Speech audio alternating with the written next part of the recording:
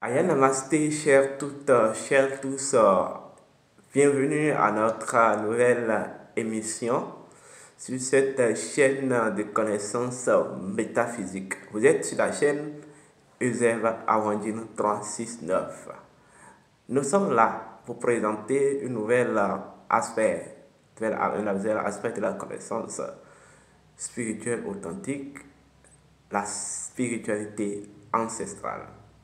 Comme vous le savez, on m'appelle Eusèbe Arondino. Je suis instructeur spirituel, je suis métaphysicien, je suis dignitaire de la tradition hermétique. Alors, aujourd'hui, nous allons aborder un thème très important. Le thème d'aujourd'hui s'intitule Le code osirien et l'avortement. Le code osirien et l'avortement. Avant de commencer, je demande à tout un chacun, ceux, vous qui m'écoutez un peu dans tout le monde entier, et vous qui ne vous êtes pas encore abonné, abonnez-vous massivement à ma chaîne, likez la vidéo, abonnez-vous à notre chaîne. Il faut que je rectifie. Ce n'est pas ma chaîne, c'est notre chaîne. C'est votre chaîne. Alors, abonnez-vous à notre chaîne, likez nos vidéos, partagez les vidéos. Ça ne serait que, en fait, une action humanitaire que vous êtes en train de réaliser. Parce que, qui sait, cette vidéo sauvera des milliers de vies humaines. Alors, quand on parle de code Osiris ou de code osirien, c'est tout simplement un principe universel. Osiris est un principe universel. Oui. Premier niveau de conscience, lorsque nous rentrons dans la tradition hiéroglyphique, le premier symbole associé à Osiris en tant que esprit, c'est l'eau. Oui, l'eau. C'est quoi l'eau? L'univers dans lequel nous sommes est basé et construit sur 4 forces fondamentales, sinon 5 forces. Nous avons le feu, l'eau, l'air, la terre.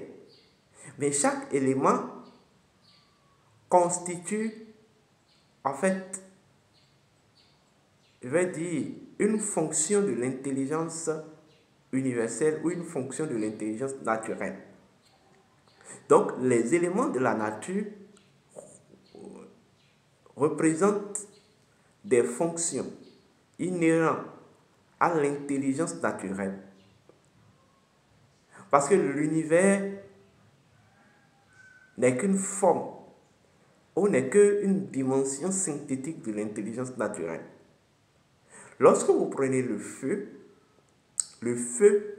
est une fonction de l'intelligence naturelle. L'eau est une fonction de l'intelligence naturelle. L'air est une fonction de l'intelligence naturelle. La terre est une fonction de l'intelligence naturelle. Et en fait, le feu est la fonction qui représente le langage de la lumière au sein de l'intelligence naturelle. Le feu est le langage de la lumière au sein de l'intelligence naturelle. Au moment dont l'eau est tout simplement la mémoire. Vous voyez? Au sein de l'intelligence naturelle. Ça veut dire quoi?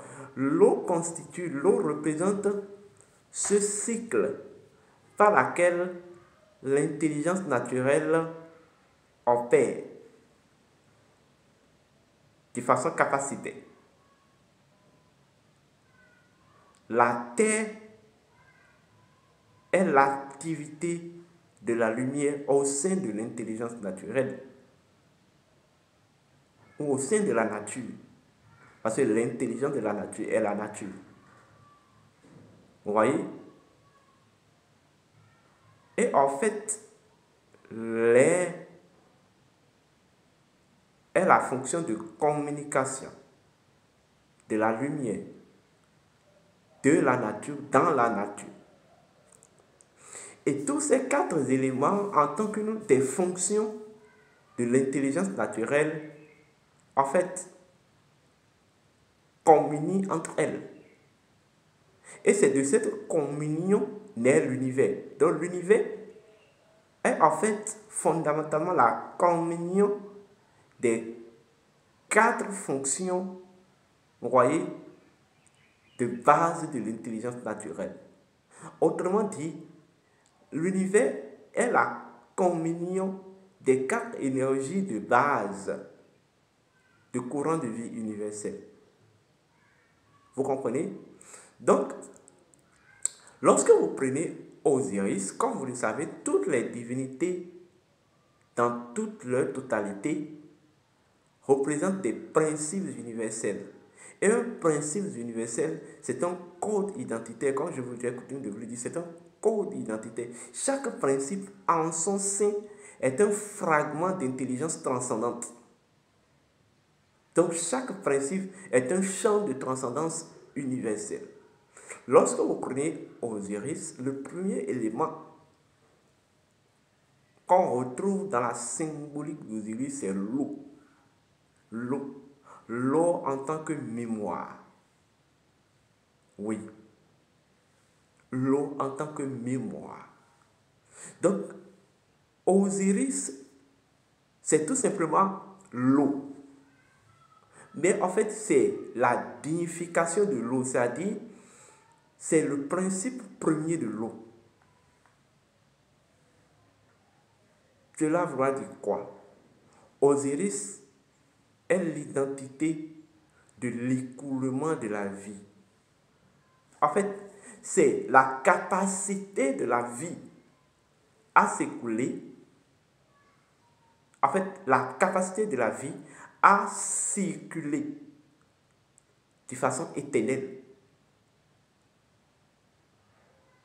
Voilà le pourquoi on dit Osiris est l'énergie de vie universelle. Vous comprenez? Lorsque vous remontez dans les mythes et légendes de l'Égypte antique, vous allez entendre parler souvent du Noun. Et qu'on dit que tous les dieux préexistaient au sein du Noun. On dit que le Noun était de l'océan, c'est-à-dire une masse d'eau. Vous comprenez? En réalité, le principe osirien, c'est le code par lequel ce que vous appelez l'englobant tout crée un cycle, une cyclologie d'opération. Ça veut dire quoi? Le code Osiris ou le principe Osiris, c'est le code par lequel le cycle éternel ou le cycle ou la cyclologie, vous voyez, de l'océan de vie, la cyclologie inhérente, la cyclologie propre à l'océan de vie fut créée.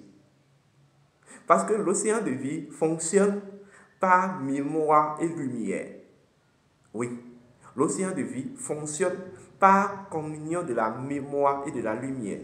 Voilà pourquoi vous allez entendre parler que dans le Noun, la première divinité apparue, c'est la divinité Atum. Atum qui représente la lumière. Et le Noun qui est de l'eau, la mémoire.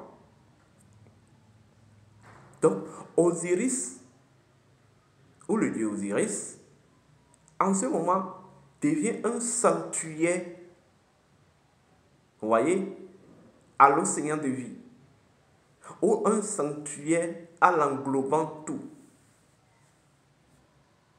Vous voyez? Voilà pourquoi on dit que toutes les autres divinités préexistent au sein d'Osiris. Osiris préexiste en Atum. Car Osiris, c'est l'eau. Osiris, c'est l'esprit du Nil, l'esprit du Noun. Parce que, en fait, c'est Osiris qui va apporter la manne par laquelle l'océan de vie, ou Osiris représente la manne par laquelle l'océan de vie a tout créé. Au moment dont Atum représente la lumière qui a permis à tous les principes de création de s'émerger au sein du Noun. Vous voyez? Deuxième niveau de conscience. Le deuxième élément qu'on associe à Osiris, c'est bel et bien, comme vous le savez,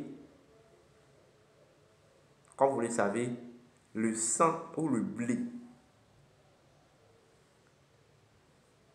Parce qu'en réalité, le blé représente un élément essentiel. Le blé représente ce que je vais appeler la prima materia ou la matière première.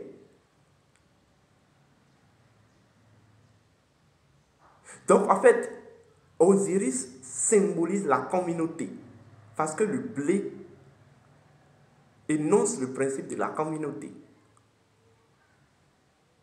Que ce soit la communauté des dieux, la communauté... En fait, Osiris est le symbole premier de la communauté. La communauté qui est la mise en commun, suivez-moi bien, la mise en commun des capacités magiques. Or, chaque principe universel dispose de sa capacité magique.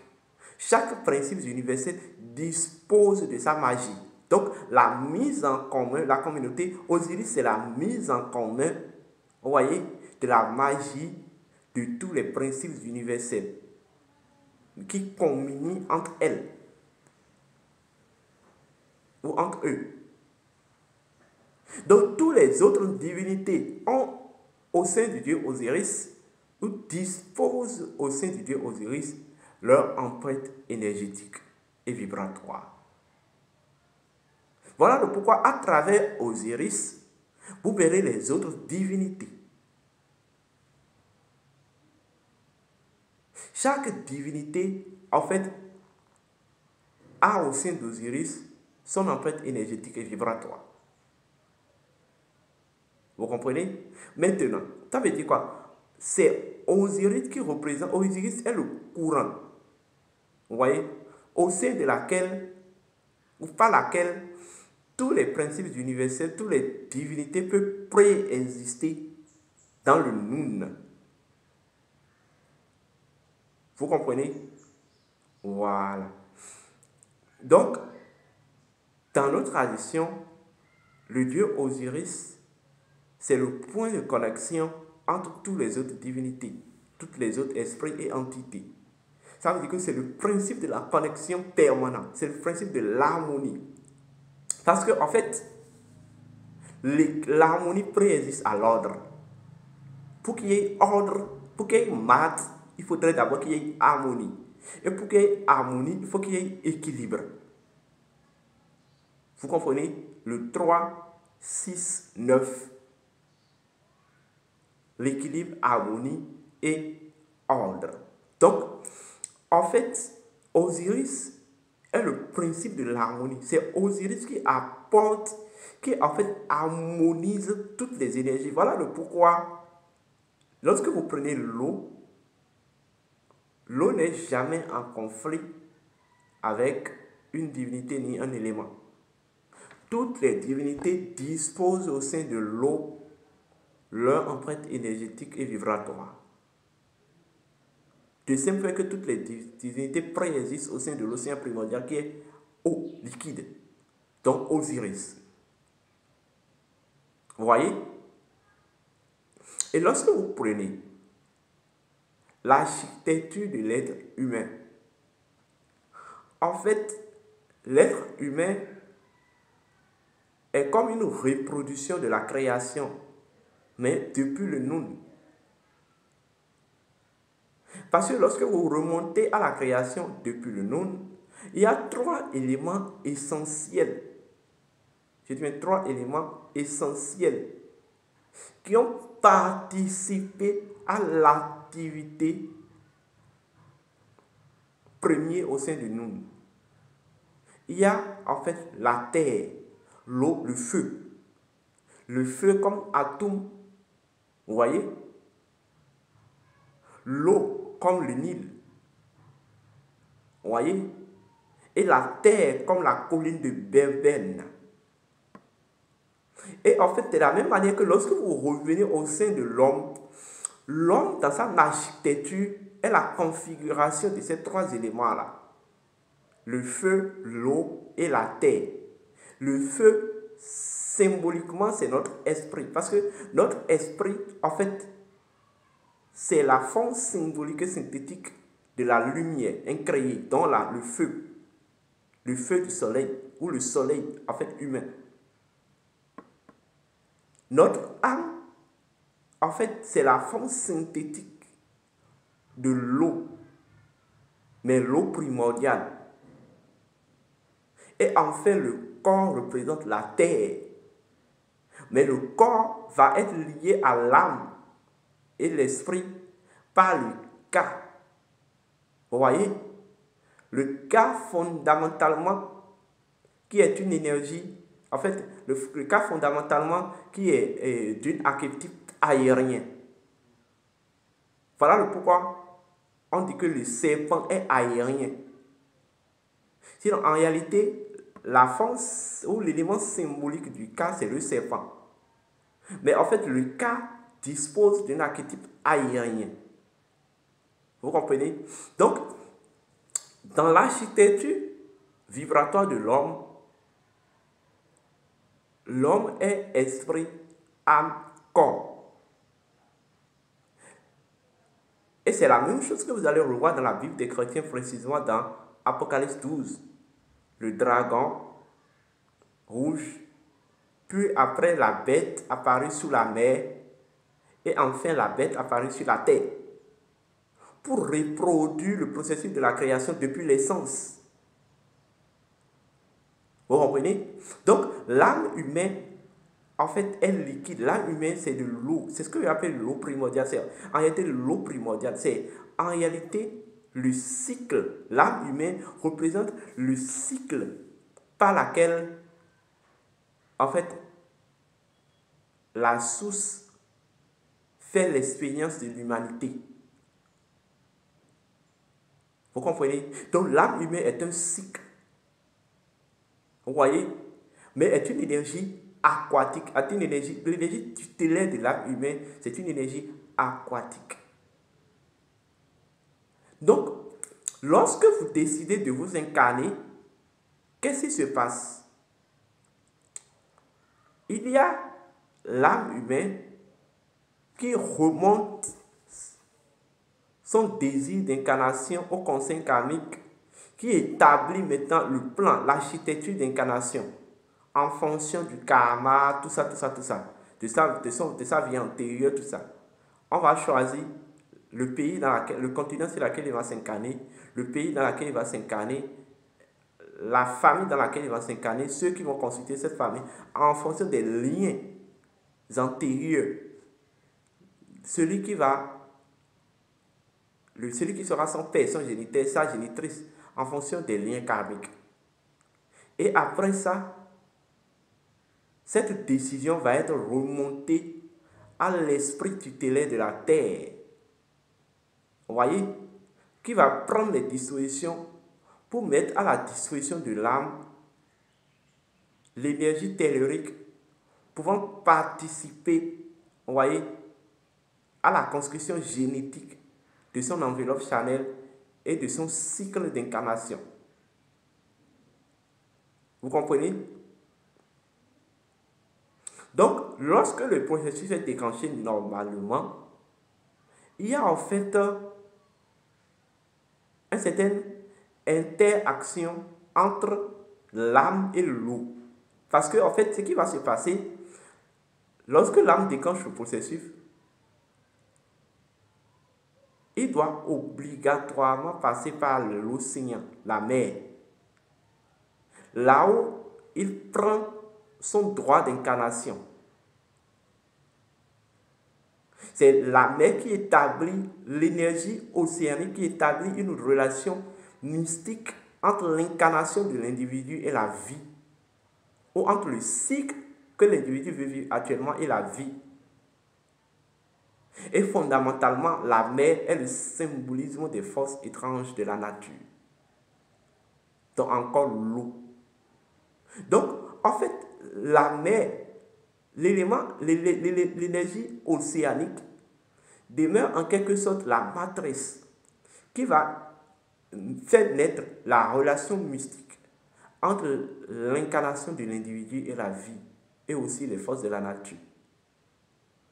Donc, le droit d'incarnation de l'âme lui est attribué par l'énergie océanique. Voilà pourquoi toutes les âmes, avec tous séries confondues, ont un lien avec la mer, l'océan liquide, le serpent liquide, si vous voulez m'exprimer en langage hermétique. Voilà pourquoi lorsque le processus est arrivé à un certain niveau et le sperme et la fécondation est faite dans l'utérus de la femme, l'enfant doit rester inévitablement, l'enveloppe doit rester inévitablement dans l'enveloppe et dans le liquide amniotique, qui n'est qu'un élément synthétique, une forme synthétique de l'énergie océanique universelle et de l'énergie aquatique universelle, et qui représente là le Nun. Vous voyez, qui vont préparer maintenant, et en fait, préparer et initier l'énergie du corps physique de l'individu. Vous voyez, et en fait, le préparer et l'initier maintenant à l'équilibre du monde et du cycle dans lequel il va arriver. Donc, en fait, une âme qui enclenche un processus d'incarnation, en fait, elle souffre essentiellement, je vais dire, l'autorité vibratoire de l'énergie aquatique ou de l'énergie marine, ou ce qu'on appelle l'énergie osirienne. Parce que Osiris, c'est la divinité de l'eau, c'est l'esprit de l'eau. Vous voyez? Alors, donc, à partir du moment dont le processus de l'incarnation est déclenché, la matrice qui porte l'âme et qui l'accompagne dans tout ce processus jusqu'à sa naissance, cette matrice-là, c'est tout simplement l'eau universelle. Ou en fait l'âme universelle qui est constituée de l'énergie océanique et de l'énergie aquatique universelle. Vous voyez? Donc en ce moment, l'âme est sous la régence de l'élément eau jusqu'au moment où il va s'incarner. Vous comprenez? Jusqu'au moment dont la finition de l'enveloppe charnelle va être effective. Alors, lorsque vous décidez d'avorter le corps physique de l'individu, c'est un programme, c'est tout un programme établi. Lorsque vous décidez de mettre fin à son enveloppe charnelle ou d'interrompre la construction de son enveloppe charnelle, en fait, cette âme qui est déjà, en fait, dont l'énergie est déjà liée à son cycle d'incarnation, doit trouver maintenant un refuge. Et le refuge qu'il y a adapté là, typiquement, c'est l'eau. Voilà pourquoi la plupart des âmes, après avortement, vont se réfugier au sein de l'eau ou au sein du monde astral. L'eau. Vous comprenez? L'eau. Et là, maintenant, qu'est-ce qui va se passer? En fonction de comment les événements se sont passés sur les plans vibratoires et qui ont poussé à l'avortement, il va opérer un ancrage dans l'eau. Ce qui va faire de lui ce qu'on appelle un toros ou un ondin ou un ondine. En fait, ce qui va lui faire adopter un statut d'habitant de l'eau. Et c'est ça qu'on appelle les toros ou les ondins ou les ondines, qui n'a peut-être rien à voir avec la divinité Osiris, qui est la divinité tutélaire de l'eau.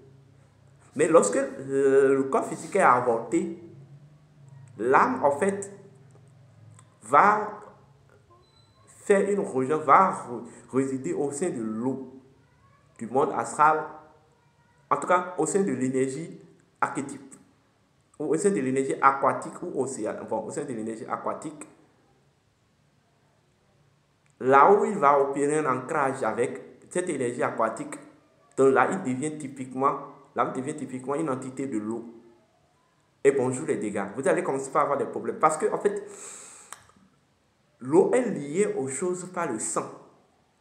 Donc, étant donné que, en fait, cette âme s'est métamorphosée en une entité aquatique, il est typiquement lié à votre sang et joue un grand rôle de déséquilibre, d'équilibre dans votre sang, donc dans votre existence. Voilà pourquoi dans la plupart des cas, lorsque l'avortement est effectué en Afrique, il faut des rituels. Sinon, c'est source de déséquilibre. Parce qu'une âme humaine, suivez-moi bien, est une entité, je vais dire, élémentaire. Elle est configurée des 4 éléments. Mais lorsque une âme humaine, en fait, va faire une alliance avec l'eau, après avortement, elle devient une entité, vous voyez, élémentale. Donc une entité à fonction unique, parce qu'il est devenu un ondine. Là, il faut des rituels pour le libérer et pour lui restituer sa fonction d'entité élémentaire. Or, les entités élémentales sont capricieuses. Donc, tant qu'il ne va pas retrouver son équilibre, vous aurez du mal à avoir de la stabilité dans votre existence, que ce soit en cette vie ou dans une autre incarnation. Est-ce qu'on me comprend? Donc, c'est ça en réalité. Voilà pourquoi dans la tradition africaine, on a trouvé des rituels. D'abord, récupérer cette âme, le libérer, le purifier, vous voyez, le rééduquer, lui faire restituer sa fonction d'entité élémentaire et lui maintenant l'orienter, vous voyez, vers la lumière, tout en lui créant un point d'équilibre, vous voyez, en attendant qu'il trouve maintenant un autre cycle d'existence pour venir faire son expérience d'incarnation. Vous comprenez? Donc c'est ça, en fait, voilà l'idée métaphysique derrière des cérémonies de réception d'âme après avortement. Ou autrement dit, lorsqu'on n'a pas envie de lui créer un réceptacle physique, après, dans les cérémonies, on essaie de trouver une forme de protocole de réceptacle physique à travers un arbre. Vous comprenez? Donc c'est un peu ça.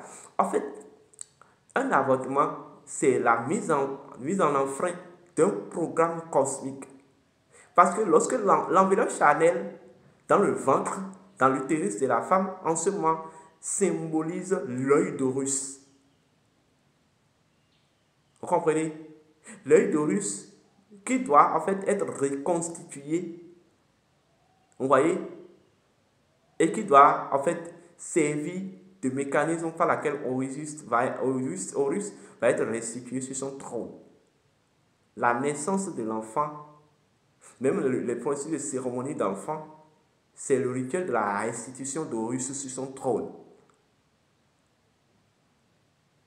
Vous comprenez? Donc, le fœtus ou l'enveloppe charnelle dans le ventre de la femme est l'œil d'Horus. Voilà pourquoi il fera, ça fera 256 jours avant de naître, lié au fragment de l'œil d'Horus. Donc, le code Osiris représente la divinité tutélaire de l'eau. C'est dans cette légion vibratoire se trouvent les entités ondines et sirènes. Lorsque l'âme veut s'incarner, lorsque l'âme déclenche son processus d'incarnation, il reste sous la régence de l'énergie aquatique et l'énergie océanique universelle, donc l'eau. Donc à partir du moment où vous avortez la grossesse, son enveloppe charnelle, Pour l'instant, le premier élément qui le récupère, c'est l'élément O. Là où il va opérer un ancrage qui lui fait adopter maintenant, qui lui met maintenant sur un statut d'entité élémentale. En fait, il n'y a rien de plus horrible que de faire de l'avortement. Je préfère m'en arrêter là. Vous qui avez fait de l'avortement et vous aimeriez restaurer l'équilibre par des rituels et autres, il y a ce service disponible au sein de notre école. Ceci étant dit, portez-vous bien, que les bénédictions soient.